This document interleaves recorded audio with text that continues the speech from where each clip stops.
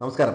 വരാൻ പോകുന്ന ആഴ്ച ഇന്ത്യൻ മാർക്കറ്റിനെ സംബന്ധിച്ച് വളരെ നിർണായകമാണ്. ഒരു ട്രെൻഡ് സെറ്റ് ചെയ്യാൻ സാധ്യതയുള്ളൊരു ഇവന്റാണ് വരാൻ പോകുന്നത്. എല്ലാവർക്കും അറിയാം ബഡ്ജറ്റ് 23-ാം തീയതി ബഡ്ജറ്റ് ഉണ്ട്. 22-ാം തീയതി എക്കണോമിക് സർവേ ഉണ്ട്. എക്കണോമിക് സർവേ എന്ന് ഉദ്ദേശിക്കുന്നത് സർക്കാരിന്റെ പെർഫോമൻസിനെ കുറിച്ചുള്ള ഒരു പ്രോഗ്രസ് കാർഡാണ്. അപ്പോൾ അതിനകത്ത് വരവ് ചെലവ് അത്തരത്തിലുള്ള കാര്യങ്ങളെല്ലാം എക്കണോമിക് സർവേയിൽ മനസ്സിലാക്കും. ഈ തമ്പനയിൽ കണ്ട പോലെ പ്രതീക്ഷയും അതോടൊപ്പം തന്നെ ആശങ്കയും ഓഹരി വിപണിക്ക് ഉണ്ട് ഈ ബഡ്ജറ്റിനെ സംബന്ധിച്ച്. അപ്പോൾ അത് തന്നെയാണ് പ്രധാനപ്പെട്ട ഇവന്റ്. അപ്പോൾ നമുക്ക് ബഡ്ജറ്റിനെ പറ്റിയും ഈ കഴിഞ്ഞ ആഴ്ചയും ഈ ആഴ്ചയും വരാതിരിക്കുന്ന പ്രധാനപ്പെട്ട ഇവന്റുകളെ പറ്റിയും ഈ വീഡിയോയിൽ നോക്കാം. അപ്പോൾ കഴിഞ്ഞ ആഴ്ച മാർക്കറ്റിനെ സംബന്ധിച്ചിടത്തോളം ഏതാണ്ട് 7 ആഴ്ചയായിട്ട് ഗെയിനിൽ തന്നെയാണ് തുടരുന്നത്. വെള്ളിയാഴ്ച ഒരു നല്ലൊരു സെൽ ഓഫ് കണ്ടു. ഒരു ടെക്നിക്കലി നോക്കുകയാണെങ്കിൽ ഇതൊരു ചെറിയൊരു സെല്ലിംഗ് പ്രഷർ മാർക്കറ്റിൽ ഉള്ളതായിട്ട് നമുക്ക് മനസ്സിലാകും. ഏതാണ്ട് നിഫ്റ്റി 24,500-നും സെൻസെക്സ് 80,500-നും മുകളിലാണ് ക്ലോസ് ചെയ്തേക്കുന്നത്. അതുപോലെ തന്നെ മിഡ് ക്യാപ്പും സ്മോൾ ക്യാപ്പും ഏതാണ്ട് 2.5% മുകളിൽ മൈനസ് ആയിട്ടാണ് ക്ലോസ് ചെയ്തേക്കുന്നത്. അതായത് കൂടുതൽ സെല്ലിംഗ് പ്രഷർ മിഡ് ക്യാപ്പിലും സ്മോൾ ക്യാപ്പിലും ഉണ്ട്. ഇനി ഇന്ത്യൻ മാർക്കറ്റിനെ സംബന്ധിച്ച് കഴിഞ്ഞ ആഴ്ച വന്ന പ്രധാനപ്പെട്ട ഡേറ്റ ഹോൾസെയിൽ ഇൻഫ്ലേഷൻ ആണ്. ഏതാണ്ട് 16 മാസത്തെ ഹൈയിലാണ് ഇപ്പോഴും ഹോൾസെയിൽ ഇൻഫ്ലേഷൻ തുടരുന്നത്. അതുപോലെ തന്നെ IMF ഇന്ത്യയുടെ ഗ്രോത്ത് ഫോർകാസ്റ്റ് 7% ആക്കിയിട്ടുണ്ട്. RBI 7% തന്നെയാണ് പറയുന്നത്.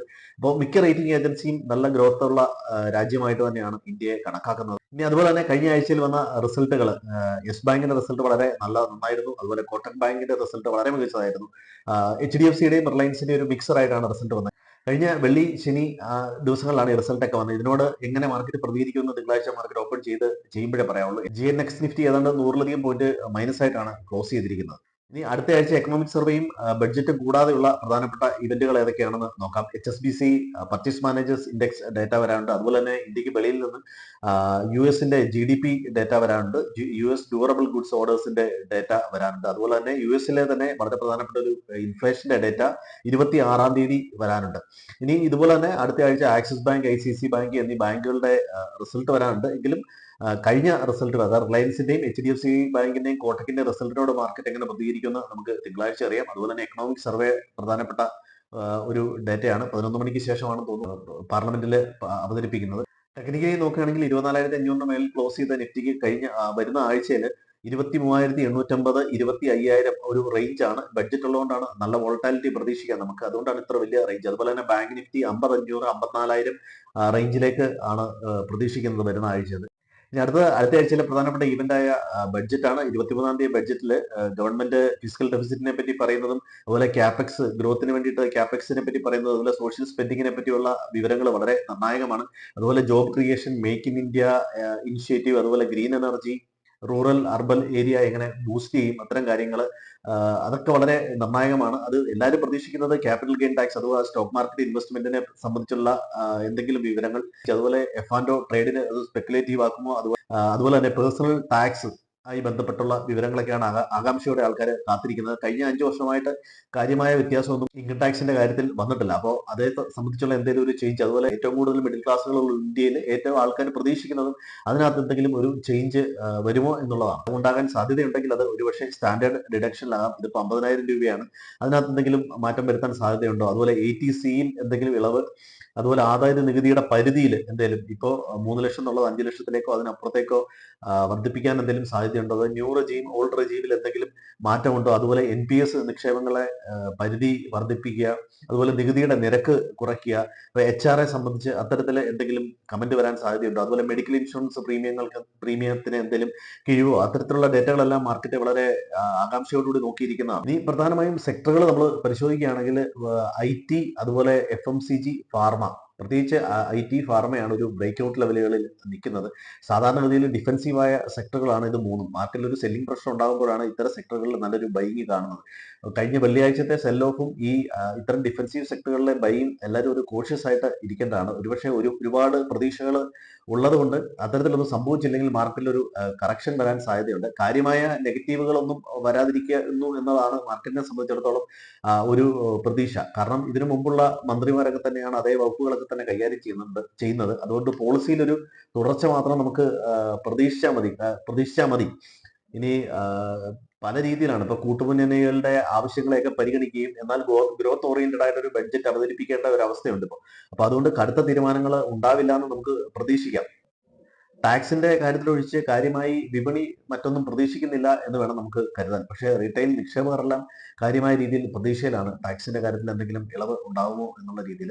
നിഫ്റ്റിയെ സംബന്ധിച്ചിടത്തോളം 24,800 ലെവല് 25,000 ലെവല് വളരെ ക്രൂഷ്യലാണ്. അതിന് മുകളിലേക്ക് പോയാൽ മാത്രമേ നമുക്കൊരു അപ്സൈഡ് ഇനി പ്രതീക്ഷിക്കാൻ സാധ്യതയുള്ളൂ. നോർമലി കഴിഞ്ഞ വെള്ളിയാഴ്ചത്തേക്ക് മൂവ്മെന്റ് കണ്ട് അതിനുള്ള സാധ്യത കുറവാണ്. താഴേക്കൊരു സപ്പോർട്ട് കാണുന്നത് 24,200 ലെവലാണ്. 24,200 ലെവലിൽ അത്യാവശ്യം മാർക്കറ്റ് ഒരു ബെയറിഷ് സെന്റിമെന്റിലേക്ക് മാർക്കറ്റ് കടക്കാനുള്ള സാധ്യതയുണ്ട്. എങ്കിലും 23,800 ലെവലുകളിൽ ഒരു സപ്പോർട്ട് കിട്ടാം. ഇനി സാധാരണ നിക്ഷേപകർ ഇത് കണ്ട് പാനിക്കാവേണ്ട ആവശ്യമൊന്നുമില്ല. പ്രധാനമായിട്ടും കഴിഞ്ഞ ബഡ്ജറ്റുകളിലെല്ലാം ഏറ്റവും കൂടുതൽ ക്യാപിറ്റൽ അലോക്കേഷൻ വന്നത് ഡിഫൻസ്, റെയിൽവേ, പവർ, ഇൻഫ്രാസ്ട്രക്ചർ ആ ഏരിയയിലൊക്കെ തന്നെയാണ്. ഇത്തരം സ്റ്റോക്കുകളെല്ലാം നല്ല രീതിയിൽ പെർഫോം ചെയ്ത് ഹയർ ലെവലിൽ തന്നെ നിൽക്കുകയാണ്. അപ്പോൾ ഇത്തരത്തിലൊരു സെല്ലിംഗ് വന്നു കഴിഞ്ഞാൽ നല്ല രീതിയിൽ ഇപ്പോൾ കഴിഞ്ഞ ദിവസം മിഡ് ക്യാപ്പ് സ്മോൾ ക്യാപ്പും ഒക്കെ കറക്റ്റ് ചെയ്തപ്പോൾ നമ്മൾ കണ്ടു പല സ്റ്റോക്കുകളും 10-15% ഒക്കെ കറക്റ്റ് ചെയ്തു. ഇങ്ങനെയുള്ള സമയത്ത് റീറ്റെയിൽ നിക്ഷേപകർ പാനിക്കായിട്ട് വിറ്റിട്ട് പോകരുത് എന്നുള്ളതാണ് പറയാനുള്ളത്. പ്രധാനമായും മ്യൂച്വൽ ഫണ്ടിലേക്ക് വരുന്ന ഫണ്ട് ഫ്ലോ ഏതാണ്ട് 20,000 കോടിക്ക് അടുത്ത് കഴിഞ്ഞ മാസങ്ങളിലെല്ലാം വന്നിട്ടുണ്ട്. അതുപോലുള്ള ഒരു ഫണ്ട് ഫ്ലോ വരാൻ തന്നെയാണ് ഇനിയും സാധ്യത. അപ്പോൾ ഇത്തരത്തിൽ മ്യൂച്വൽ ഫണ്ടുകളിലൊക്കെ ഇത്രയധികം പണമുണ്ട്, ഇവർക്കൊക്കെ മാർക്കറ്റിൽ നിക്ഷേപിച്ചേ പറ്റുള്ളൂ. അപ്പോൾ ഈ പണമൊക്കെ വീണ്ടും മാർക്കറ്റിൽ വരും. നമ്മളൊരു പാനിക്കായിട്ട് നമ്മൾ വിറ്റിട്ട് പോയി കഴിഞ്ഞാൽ മാർക്കറ്റ് 1-2-3 മാസത്തിനകം തിരിച്ചു കയറും. ആ സമയത്ത് നമ്മൾ വിറ്റതിനെ ഓർത്ത് പശ്ചാത്തപിക്കേണ്ടി വരും. നിങ്ങളുടെ കയ്യിൽ ഹോൾഡ് ചെയ്യുന്ന ഷെയർ വളരെ മികച്ച ഷെയർ ആണ്. എന്തിനാണ് നിങ്ങളത് വാങ്ങിച്ചതെന്നും നിങ്ങൾക്ക് ഒരു ടാർഗറ്റ് ഫിക്സ് ചെയ്യാൻ പറ്റുന്നുണ്ടെങ്കിൽ, നല്ല ക്വാർട്ടർലി റിസൾട്ട് ഉള്ള കമ്പനികളാണ് നിങ്ങളുടെ ഇരിക്കുന്നെങ്കിൽ പേടിക്കേണ്ട കാര്യമൊന്നുമില്ല. മാർക്കറ്റ് നല്ല രീതിയിൽ തന്നെ തിരിച്ചു കയറി വരും. ഇതിനു മുമ്പുള്ള ബഡ്ജറ്റുകളെല്ലാം സൂചിപ്പിക്കുന്നതാണ്. സാധാരണഗതിയിൽ ബഡ്ജറ്റിന് മുമ്പ് മാർക്കറ്റ് നന്നായിട്ട് കയറിയിട്ടുണ്ടെങ്കിൽ ചിലപ്പോൾ ഒരു ട്രെൻഡ് റിവേഴ്സ് സംഭവിച്ച് കാണാറുണ്ട്. മറിച്ചും ബഡ്ജറ്റിന് മുമ്പ് സെല്ലിംഗ് വന്ന് തിരിച്ച് കയറിയും കാണാറുണ്ട്. അപ്പോൾ ഇത്തരത്തിൽ മാർക്കറ്റിനെ സംബന്ധിച്ചിടത്തോളം നല്ലൊരു വോളറ്റാലിറ്റി ബഡ്ജറ്റിന്റെ അന്ന് സംഭവിക്കും. അത് ആ സമയത്ത് നമ്മൾ പാനിക്കായിട്ട് സ്റ്റോക്ക് വിറ്റിട്ട് പോകരുത്. പെന്നി സ്റ്റോക്ക് കയ്യിൽ ഹോൾഡ് ചെയ്യുന്നവരും അതേസമയം യാതൊരു ഫണ്ടമെന്റൽസും ഇല്ലാത്ത സ്റ്റോക്ക് ഹോൾഡ് ചെയ്യുന്നവരും ആണ് ഏറ്റവും കൂടുതൽ റിസ്ക് ഉള്ളത്. അല്ലാത്തവർക്ക് ഈ മാർക്കറ്റിൽ പേടിക്കേണ്ട കാര്യമൊന്നുമില്ല. സാധാരണ റീറ്റെയിലേഴ്സ് ചെറിയ എമൗണ്ടുമായിട്ട് ട്രേഡ് ചെയ്യുന്നവർ അന്നത്തെ ദിവസം ഓപ്ഷൻസിലൊക്കെ ട്രേഡ് ചെയ്യാതിരിക്കുന്നതാണ് നല്ലത്. കാരണം ഈ വോളറ്റാലിറ്റിയിൽ പ്രീമിയം നഷ്ടപ്പെടാനുള്ള എല്ലാവിധ സാധ്യതയുണ്ട്. അത്യാവശ്യം ഒരു സ്ട്രാറ്റജി എന്ന നിലയിൽ നമുക്ക് ലോങ് സ്ട്രാങ്കിളൊക്കെ നമുക്ക് പരിഗണിക്കാം. പക്ഷേ ലോങ് സ്ട്രാങ്കിൾ പരിഗണിക്കുമ്പോൾ നമ്മൾ കൊടുക്കുന്ന പ്രീമിയം ആണ് നമ്മൾ സ്റ്റോപ്പ് ലോസ് ആയിട്ട് കൺസിഡർ ചെയ്യുക. കാരണം ഇത്തരം മൂവ്മെന്റ് നടക്കുന്ന മാർക്കറ്റിൽ ചിലപ്പോൾ 2-3% ഒക്കെ മാർക്കറ്റിൽ മൂവ്മെന്റ് നടക്കാം. അപ്പോൾ അത്രയും മൂവ്മെന്റ് വരുന്ന സമയത്ത് ഇതിന്റെ പ്രീമിയം കുറയാനുള്ള എല്ലാ സാധ്യതയുണ്ട്. സെല്ലേഴ്സിനെ സംബന്ധിച്ച് റിസ്ക് എടുക്കാൻ കപ്പാസിറ്റി ഉള്ളവർ ആണ് അത് ചെയ്യുന്നത്. അപ്പോൾ അവർ വളരെയധികം കോഷ്യസ് ആയിട്ട് ഇരിക്കണം. കാരണം സെല്ല് ചെയ്ത പൊസിഷന്റെ റിസ്ക് എന്ന് പറഞ്ഞാൽ അൺലിമിറ്റഡ് റിസ്ക് ആണ്. അപ്പോൾ അത് വളരെയധികം സൂക്ഷിച്ച് ചെയ്യുക. പറ്റുമെങ്കിൽ റീറ്റെയിലേഴ്സ് അന്നത്തെ ദിവസം മാർക്കറ്റിൽ നിന്ന് മാറി മാർക്കറ്റിനെ ഒരു വാച്ച് ചെയ്യുന്ന രീതിയിൽ ഒരു സ്ട്രാറ്റജി എടുക്കുന്നതാണ് നല്ലത്. ഇനി ബഡ്ജറ്റിന് അന്ന് കയറി കിട്ടാവുന്ന സ്റ്റോക്ക് എന്ന രീതിയിൽ സ്പെക്കുലേറ്റ് ചെയ്ത് കാണാറുണ്ട്. ഈ പറയുന്ന സെക്ടറുകളെല്ലാം ഭരണ തുടർച്ചയും പോളിസിയുടെ തുടർച്ചയും വരുന്നതുകൊണ്ട് ഓൾമോസ്റ്റ് ഈ സെക്ടറുകളെല്ലാം വളരെ നല്ല രീതിയിൽ പെർഫോം ചെയ്തിട്ടാണ് നിൽക്കുന്നത്. ഇത് കൂടാതെ കൂടുതൽ കുറച്ചുകൂടെ അലോക്കേഷൻ വരാൻ സാധ്യതയുള്ള അഗ്രികൾച്ചർ സെക്ടർ, അതുപോലെ കെമിക്കൽ, ടെക്സ്റ്റൈൽ സെക്ടറിലാണ് വരാൻ സാധ്യതയുള്ളത്. അപ്പോൾ ഇത്തരം സെക്ടറുകളൊന്ന് നോക്കി വെക്കുന്നത് നല്ലതാണ്. നല്ല റിസൾട്ട് നൽകിയ കമ്പനികളുടെ ഷെയർ ഇതുപോലെ താഴേക്ക് വരുന്ന സമയത്ത് നമുക്ക് കിട്ടിയാൽ അത് വാങ്ങുക എന്നുള്ളതാണ്. ഈ മാർക്കറ്റ് താഴേക്ക് പോകുന്ന സമയത്ത് ആരും വാങ്ങാനുള്ളൊരു ധൈര്യം കാണിക്കാറില്ല. അപ്പോൾ അത്തരത്തിൽ വാങ്ങുന്നവരാണ് ഏറ്റവും കൂടുതൽ റിട്ടേൺ ഉണ്ടാക്കുന്നത്. മാർക്കറ്റ് എപ്പോൾ പാനിക്കായിട്ട് താഴോട്ട് പോകുന്നു അപ്പോൾ ധൈര്യപൂർവ്വം മേടിക്കുന്നവർക്കാണ് ഒരു നല്ല റിട്ടേൺ ജനറേറ്റ് ചെയ്ത് കണ്ടിട്ടുള്ളത്.